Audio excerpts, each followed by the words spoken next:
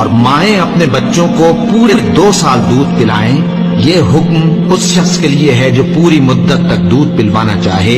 اور دودھ پلانے والی ماؤں کا کھانا اور کپڑا دستور کے مطابق باپ کے ذمے ہوگا۔ کسی شخص کو اس کی طاقت سے زیادہ تکلیف نہیں دی جاتی، تو یاد رکھو کہ نہ تو ماں کو اس کے بچے کے سبب نقصان پہنچایا جائے اور نہ باپ کو اس کی اولاد کی وجہ سے نقصان پہنچایا جائے، اور اسی طرح نان و نفقہ بچے کے وارث کے ذمے ہے۔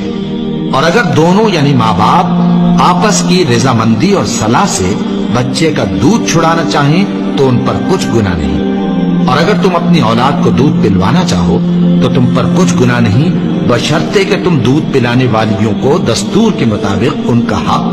جو تم نے دینا کیا تھا دے دو، اور اللہ سے ڈرتے رہو اور جان رکھو کہ جو کچھ تم کرتے ہو اللہ اس کو دیکھ رہا ہے۔